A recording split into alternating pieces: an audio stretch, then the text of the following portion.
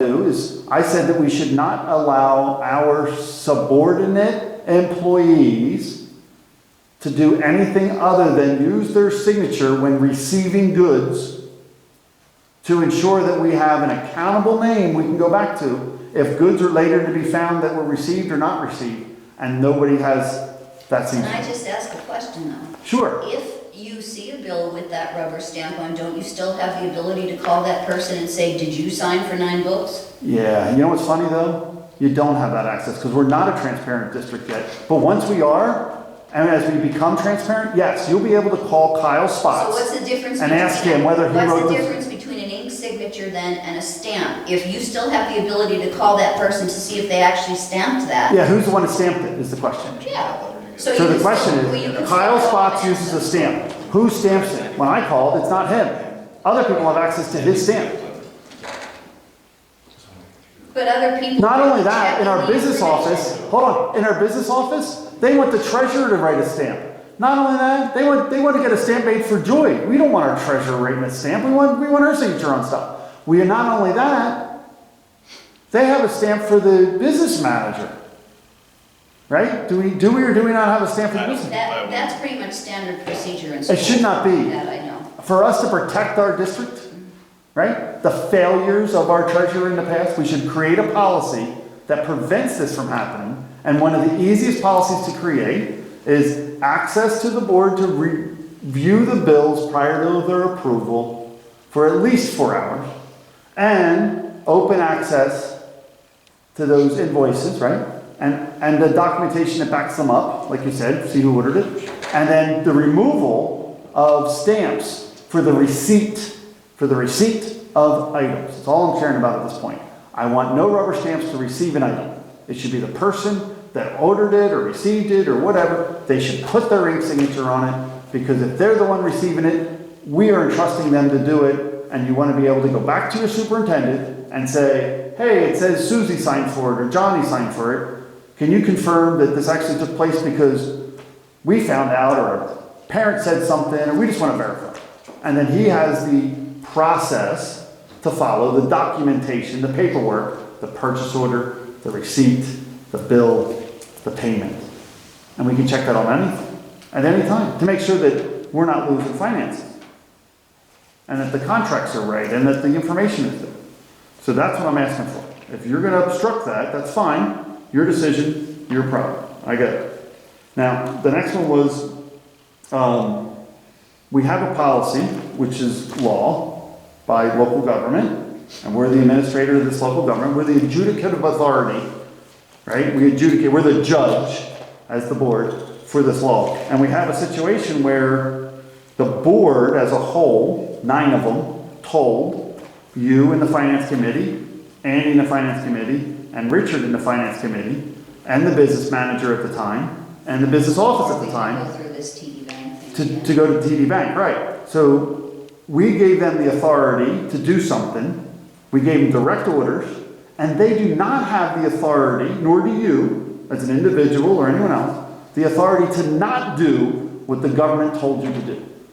So I'm asking you here in policy, how are we going to create a policy to ensure that the common sense understanding of a government agency dictating upon their subordinate superintendent to do a job, that he has a responsibility to do it, and the insubordination of the finance committee members and yourself and Andy Yenser, who received emails from the bank saying, you were authorized to do this, we need to do this, and they took action to block that government action, is illegal, right, and neglectful of your duty. So therefore, I'm looking for your apology and resignation, but I'm also looking for, prior to that, would be to create a policy to ensure that when a government action was approved, that our administration does it. Because other than that, it would be considered chaos. And we're losing money. It's costing the taxpayers money. Don't shake your head, you're losing money.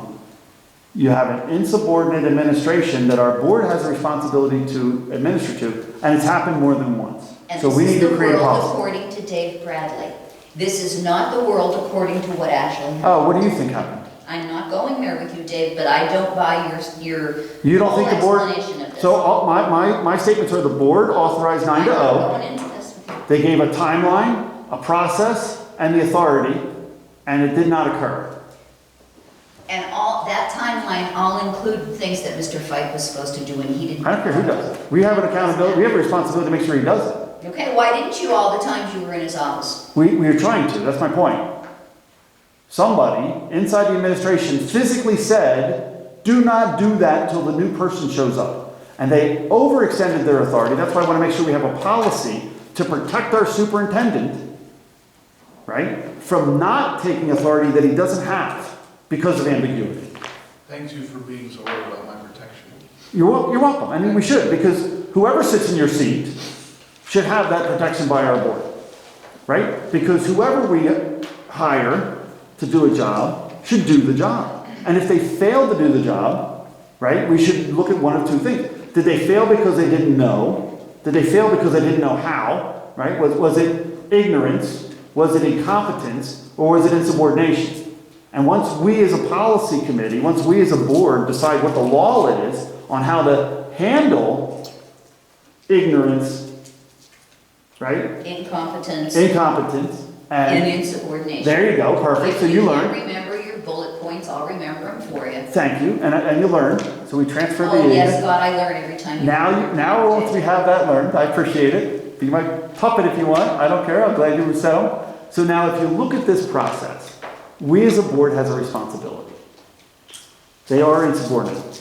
It's their employees. It's their job to do it. The fact that they did not, and the fact that we did not hold them accountable, we neglected our duty, and you are correct. That neglected duty cost those stakeholders, the people we're supposed to be held accountable, hundreds of thousands of dollars, according to the minutes of the Finance Committee that documented those savings. They weren't documented. They were documented. No, they weren't. They're in the minutes. You should read your own minutes. There was no documentation about the. One more time, the minutes document There this. is no documentation, Dave. There's a document called the board. There is no physical documentation. TD Bank that did gives not outline anybody- how they were going to save us that money. But they told you they were. There is no. They just told us they would. How many times has somebody told you they were gonna do something and didn't? Actually, we're talking about that right now. We're talking about telling the board to do something. The board told them to do something, and they didn't do it. So what do? You verify it, right? So we told our administration to do something back in November. They have an obligation to do it. The documentation that I'm referring to is the only thing that the government gave me, which is the minutes to the meeting, which I have to take as verified. Somebody signed that document, verifying the information on it. The secretary of the finance department, right, signed the minutes that said those numbers. So I have to take those as trust. If you'd like to verify them extra, that's fine. But the board voted on it, 9-0, and now they're trying to get the administration to do a job. The administration doesn't do the job. We got to hold them accountable. Whether it was ignorance, which he claimed at one point, incompetence, which we discovered at a second point, or insubordination, which we found evidence of on a third point. So now we got to find out which one of these three things caused this not to happen, and we got to write a policy to make sure that we don't have a failure to obey government orders. Because, for instance, we have a government order, you and I, from a government above us, that we have to follow the Sunshine Act. And if we don't do it, and we find that we didn't, we should apologize and fix it. Larry claimed immunity and cost the district tens of thousands of dollars. That's your opinion. He did, he never did. He never did what? He never claimed immunity? Twice. We have the documentation. So the question is, we want to hold them accountable. So I'd like to make a policy that says, any individual inside of this district that does not follow a direct order of the government shall be reprimanded by the board, the adjudicative authority. To stop at the board, but I just want to make sure we clarify that it's the adjudicative authority of these policies. There are policies to hold. They're not some that you follow and some that you don't. Right? It's the majority of the board wrote a policy. If they want to change a policy, they come to this meeting and they talk to us, and then we can make recommendations and collect data. Is there any information you'd want to have prior to making that a policy? Is there anything we're missing? You just said they should come here and give us information. I just did. Somebody's here. No, only you I did. That's all it takes. Only takes one. And it doesn't even, It's him. I don't even need, I know. yeah, it's me. I don't even need 10,000 people to tell me that the sky's not gonna fall, to know that it's not gonna fall. I just need one that says, here's how gravity works, and the sky's not gonna fall today. I don't need a consensus of individuals to make a moral decision. No, you never do. Correct. You don't need a consensus. You need a morality and a standard to go by. So my standard that I'm looking for the policy, the law, What do you think? Is I'm gonna morality. vote? No. I'm sorry? No. No what? No, I don't agree with you with your policy. Take it Okay, in what? front of the board. Thank you. So what was my request? I don't know. You don't even know what I just asked No. for? Melissa, can you at least read it so that she can then make her no statement? In fairness, Just need me to read it. please. Make a policy that says any individual inside this district that does not follow direct order of the government should be reprimanded by the board. You say no to And I'm that? saying no policy isn't gonna bring that to the board. You bring it to the board. Policy committee But is do you not. agree with that idea or not? I voted no on policy taking it to the board. Okay. You take it to the board. Last one, we have illegal use of school funds. So the Pennsylvania school code says you're only allowed to use these funds for these purposes. You can tax people and collect them. You can then set up a budget on how you want to use them. You can then authorize your administration under each line item of the budget and how they're supposed to use them. And if they use them other than in accordance with the code, they would be deemed illegal use. And it's our responsibility as a board to prevent such illegal use. So I'd like to make a policy that says any instance of illegal use of school funds that is found by any individual within the district is brought to the board for evaluation. And proper adjudication and review. So we're just making it open that anybody that finds that we did something wrong can bring it to us. I'm sorry, Mr. Cleaver, out loud, sir. They're just statements that are kind of open and They're not open, they're very non-ambiguous. It's a statement. If somebody brings this to our government agency, we have the ability to review it as a board and adjudicate that responsibility. What's the process and what's the form they have to? It's all already outlined in the Pennsylvania School Code and our school policy. There's an adjudicative authority. The board is the adjudicative authority. This is school law. To report this, I'm asking.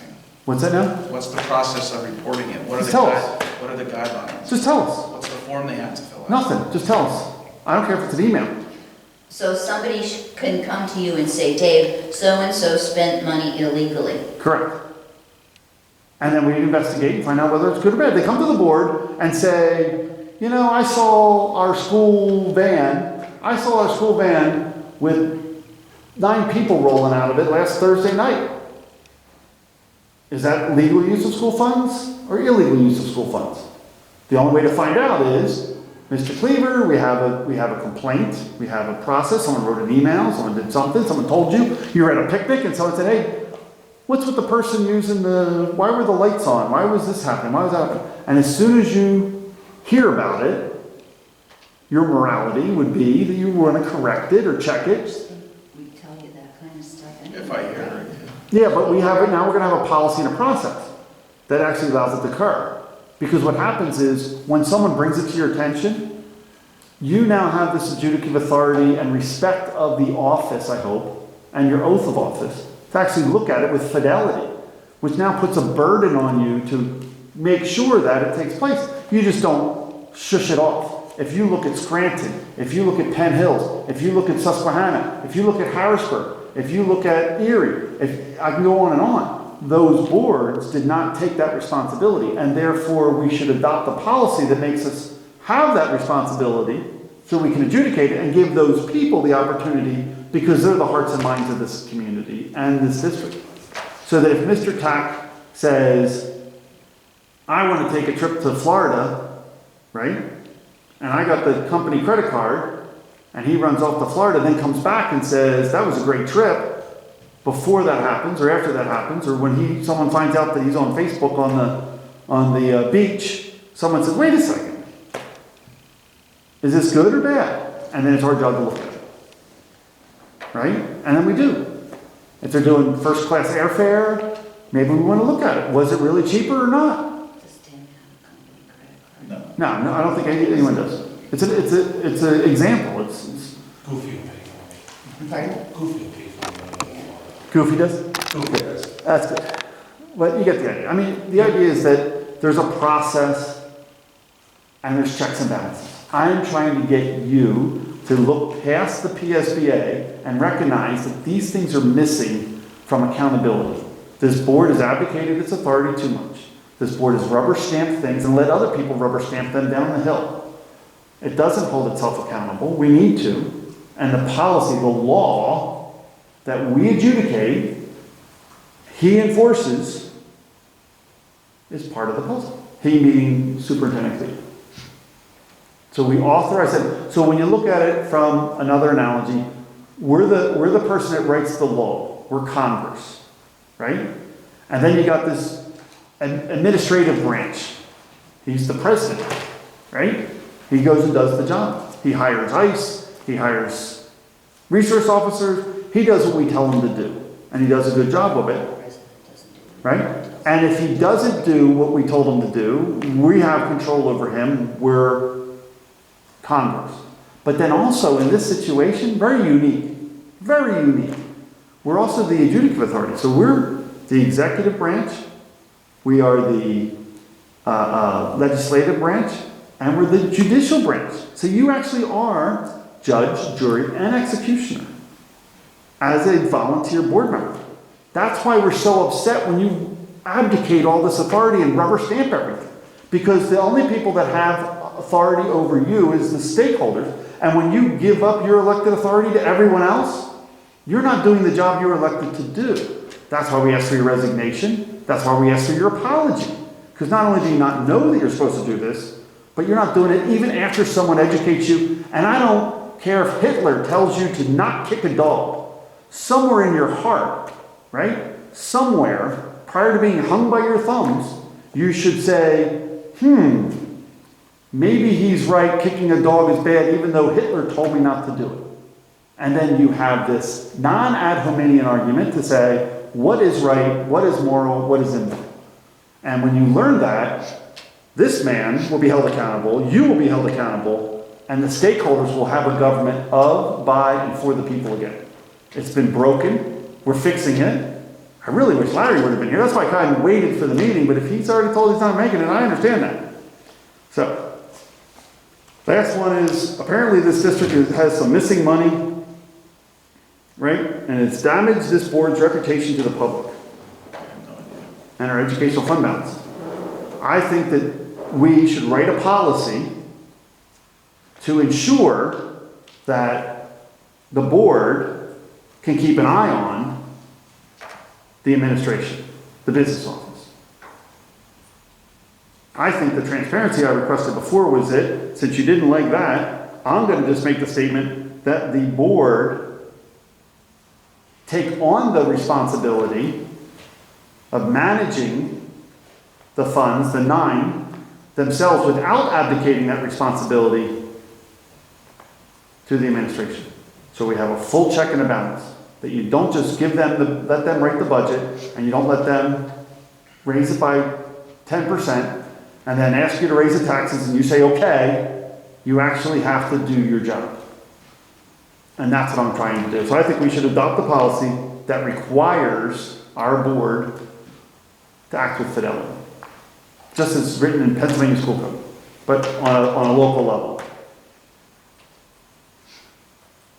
What do you think I'm gonna say? I'm open-minded to listen to any opportunity. Maybe in the last 15 minutes, you grew a conscience, decided to be moral, looked in the mirror, had a heart, something. I'm hoping. Nah. No. No. No. No. Thank you. I move we adjourn. Are you sure? Nice day. 7:28. We done? Anybody else have anything else? Anything else? All right, I think the meeting's over. Anyone want to not let the meeting be over? Anything else going to happen before I leave? Thank you. Are you guys leaving, or I'll sit here and wait, make sure there's nothing happens outside the meeting? Because I'd hate to see non-transparency applied to our Sunshine Act Policy Committee meeting. Meeting adjourned, I can't see that. If you leave, I'm the only board member here, what could happen? I can't vote, there's no majority, there's no anything. What could possibly happen? You think you can have meetings all by yourself, but I know better. If you leave, there's no way I can do anything. So what difference does it make if I talk to him about something else? I can't do anything here. The meeting is adjourned. Oh, is that what that is? Well, Mr. Lieber.